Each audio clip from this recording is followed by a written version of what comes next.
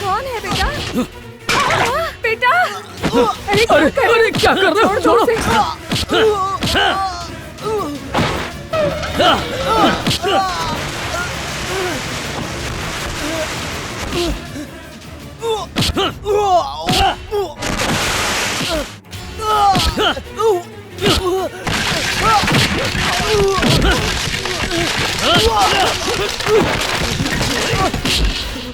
मेरे बाप जी की बेइज्जती करने की तेरी हिम्मत कैसे हुई?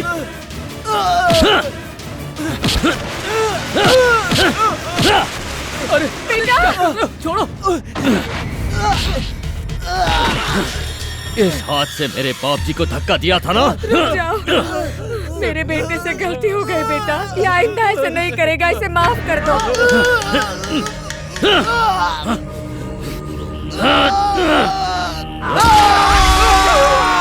हे! ऐसी गलती की यही सजा मिलेगी। वो बाप जी, मेरी माँ, मेरा बाप, मेरा परिवार मेरे लिए सब कुछ है। अगर किसी ने उन्हें कुछ कहा या उन पर उंगली भी उठाई तो मैं उसका यही हाल करूंगा। उसके हाथ पैर चीर दूंगा। सुन लिया? सर रवि आ रहा है। रवि, वो देखिए।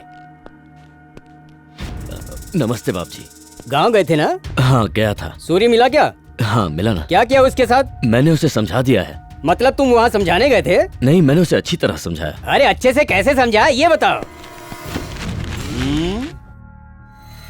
आप पर कोई हाथ उठाए मैं उसे कैसे छोड़ दूं? इसीलिए उसका हाथ लेकर आया हूँ। रवि, तुम ही मेरे असली बेटे हो। जब भी मेरी बीवी मुझसे बच्चे की बात करती है तो मैं उससे एक ही बात कहता हूँ, रवि है ना हमारा बेटा। ए, उठ, उठ। ए, जाकर वो रवि वाला बोतल लेकर आ, जा। ए रवि, जब मैं मुख्यमंत्री से मिलने के लिए गया था तो तुम्हारे बारे में ही सोच रहा था। क्यों बाप जी, उन्हें भी मेरी याद आ रही थी क्या? अरे उनको नहीं, मुझको तुम्हारी याद आ रही थी। तुम तो मेरे दिल के टुकड़े हो ना। ए, आओ इधर बैठो। सिंगापुर से खास तुम्हारे लिए ही ये बोतल लेकर आया हूँ मैं। चलो बैठो। आपके सामने? नहीं नहीं नहीं। जब मैं अपनी खुशी से तुम्हें ये चीज दे रहा हूँ तो मना नहीं करते, रख लो। ए रवि, जब बाप जी जैसे सज्जन पुरुष तुम्हारे लिए इतना सब कुछ कर रहे हैं तब तुम क्यों नहीं? अरे ऐसी बात नहीं है। बाप जी मेरे लिए भगवान है और भगवान के सामने नहीं पियोगे तो एक काम करो, इसे घर लेकर जाओ और पूरा बोतल कटक जाना। पकड़ो। अरे सिंगापुर की दारू क्या चढ़ती है? रवि,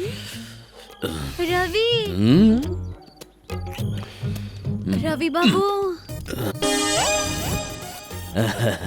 लगता है मैंने इतनी पी ली है कि अब गांव के गधे भी मुझसे बात करने लगे हैं। अरे गधे ने नहीं, मैंने बुलाया है। गंगा। कौन सी गंगा? बहने वाली गंगा या आकाश गंगा? अपने गांव की गंगा। अच्छा तुम यहाँ हो? वहाँ पूरा गांव पानी के लिए तरस रहा है और तुम यहाँ बह रही हो। मैं तुम्हारा ही तो इंतजार कर रही थी। अच्छा जरा 5 मिनट के लिए अंदर तो आओ, तुम्हें कुछ दिखाना है। 5 मिनट में ऐसा क्या दिखा दोगी? जो भी तुम देखना चाहो। 1 घंटा रुका तो? पहले चलो तो सही। और सुबह तक रुका तो? सुबह तक तो तुम्हें कुछ याद ही नहीं रहेगा। आओ ना। थोड़ी सी भी अकल नहीं है तुझमें? ऐसे कोई भी तुझे बुलाएगा और तू उसके घर चला जाएगा? तुझे मुझ में और इस लड़की में कोई फर्क समझ नहीं आता क्या? अरे मुझे लगा तुम हो। इसमें मेरी क्या गलती है? इसने तुम्हारी साड़ी पहन रखी है इसीलिए ये सब हुआ। कैसी औरत है ये? मेरी ही साड़ी पहनकर मेरे ही रवि को पहला फुसलाकर बुलाती है। तुम और ये दोनों जाओ भाड़ में। मेरी साड़ी खराब कर दी, अब इसे धोना पड़ेगा। हे भगवान, ये फिर से सो गया। उठ। हाँ चल रहा हूँ। मैं तुम्हारे लिए इतना प्यार से खाना बनाती हूँ तो फिर तुम उसके यहाँ क्यों जाते हो? कहा ना, साड़ी देखकर गलतफहमी हो गई थी, वरना तुम इतनी प्यारी हो कि तुम्हें छोड़कर मैं उसके पास जाऊंगा। पागल हो? तुम हमेशा ऐसे ही झूठ बोलते हो। मैं झूठ बोलता हूँ? मेरी कसम सच कह रहा हूँ। तो क्या सच में मैं तुम्हारे दिल में हूँ? अरे सिर्फ दिल में ही नहीं, तुम तो हर जगह हो। यहाँ इस पानी में तुम हो, इस खाने में तुम हो, और तो और तुम मेरे मन में भी हो। तुम्हारे अलावा मैं किसी के बारे में नहीं सोच सकता। सच बोल रहे हो ना? अरे बाबा तुम्हारी कसम। अब खाओ। अच्छा मैं तुमसे एक चीज मांग सकती हूँ क्या? मांगो ना। बात ये है कि मैं जहाँ जाना चाहूँ वहाँ ले जाओगे? कहाँ जाना चाहती हो तुम? प्लेट में। प्लेट में? हाँ। ये लो पकड़ो। नहीं नहीं, ये वाला नहीं। तो? वो जिसमें बैठ के विदेश जाते हैं वो वाला। अरे बाबा, उसे प्लेट नहीं फ्लेट कहते हैं। जो भी है, मैं उसमें बैठकर एक बार विदेश जाना चाहती हूँ। ये मेरी बचपन से ही इच्छा है। अच्छा, हाँ। जाएंगे ना? मैं अभी जाके बाप जी से कहता हूँ, तुरंत टिकट मिल जाएगा हम दोनों को। तो ला दो ना जल्दी से टिकट। अभी चाहिए? ये लो। अरे ये सच में मिल गई। ये लो।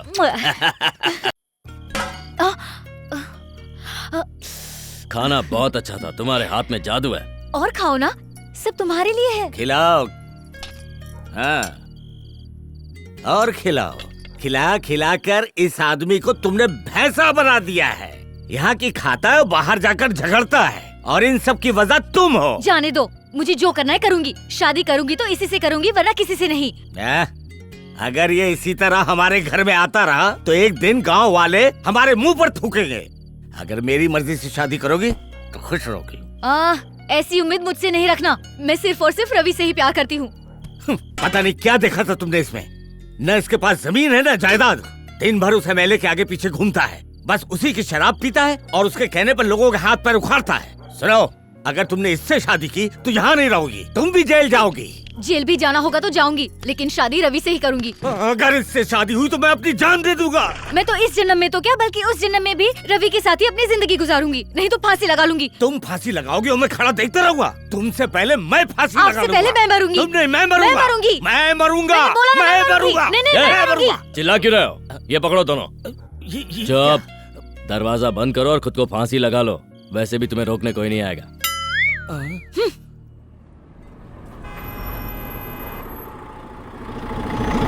चलो चलो जल्दी निकलो, चलो चलो।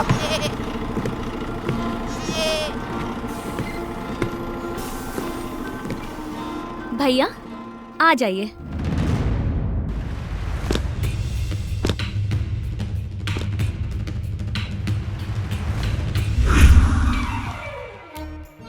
कंडक्टर साहब, इस जगह पर हमारा गांव तो नहीं है, फिर हमें यहाँ क्यों उतारा? उस गांव में जाने के लिए यहीं उतरना पड़ता है। क्यों भाई, वहाँ बस नहीं जाती है क्या? आप मिलिट्री में थे क्या? हाँ तो आपको राजनीति तो आती होगी। जरूर आती है, बोलो। दोस्ती के खातिर हमने पाकिस्तान में बस जाने दी, लेकिन हुआ क्या? युद्ध हुआ। तो बस समझ लो कि आगे के गाँव का भी वही हाल है। आप यहाँ से सीधा चले जाओ, वही आपका गाँव है।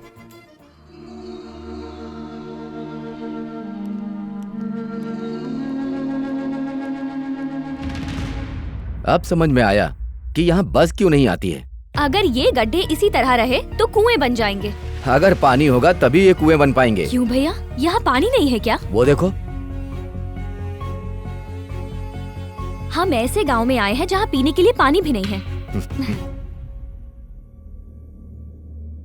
तुम रुक क्यों गई? वहाँ देखिए। मतलब पानी ही नहीं, बिजली भी इस गांव में नहीं आती। चलो फिर, हम कर भी क्या सकते हैं? भैया, कारगिल में आपने लड़ाई की और वहाँ लड़ते लड़ते आपने क्या क्या सहा, इसका अंदाजा भी नहीं है मुझे। लेकिन यहाँ आने से आसान तो कारगिल में आपके लिए लड़ाई करना रहा होगा।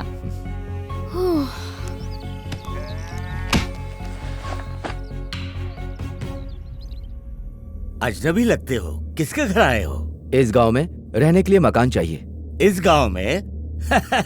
इस गांव में बाहर से लोग आने से भी कतराते हैं, और आप शहर से इतनी दूर यहाँ गांव में आए हैं। अच्छा है। अरे गर्मी बहुत है, बाहर खड़े रहोगे तो लू लग जाएगी। बैठिए बैठिए। वैसे किस काम से इस गांव में आए हैं? मैं टीचर हूँ और यहाँ पढ़ाने आई हूँ। मतलब आप टीचर हो, और टीचर का मतलब गुरु होता है, और हमारे यहाँ गुरु ईश्वर का अवतार होता है। मतलब आप देवी हो, मुझे आशीर्वाद दो। ये कौन है? मेरे भैया। अच्छा, मेरी दीदी के भैया, तो फिर मेरे भी भैया। बेटा, अगर ऐसे ही बकबक करती रहोगी तो इन्हें जलपान कौन कराएगा? मैं भूल गई, मैं अभी लेकर आती हूँ। मेरी बेटी है, मेरी बेटी बहुत ही चंचल है, दिन भर बकबक करती है। इस गांव में तो... थैंक यू। मैंने सिर्फ दूसरी कक्षा तक ही पढ़ाई की है, लेकिन जब मैं तीसरी कक्षा में गई तब तक हमारे मास्टर जी गांव छोड़कर भाग गए।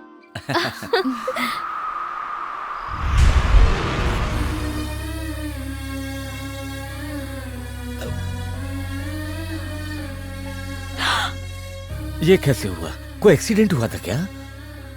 चाचा जी, मेरे भैया एक सैनिक हैं और कारगिल की लड़ाई के वक्त इन्होंने अपना हाथ खो दिया था। ये बात आपने पहले क्यों नहीं बताई साहब? आप जैसे जवानों की वजह से ही हम जैसे लोग अपने घरों में सुरक्षित हैं। आप वीर पुत्र हो। चाचा जी, हाँ? इस गांव की पंचायत का ऑफिस कहाँ है? क्यों बेटी? भैया की बहादुरी के लिए सरकार ने हमें इस गांव में 5 एकड़ की जमीन दी है। उसी सिलसिले में सरपंच से बात करनी है। अपना सरपंच खुद अपने ही गांव में नहीं रहता, वो तो खुद ही गांव से दूर जाकर बसा है। वो तो नाम का सरपंच है। वो सिर्फ बड़े लोगों की सुनता है और उन्हीं की करता है। वो तो गांव में तभी आता है जब उसका कोई स्वार्थ होता है। देखो मेरे देश के जवान, ये सारी जमीन मेरे अंडर में आती है।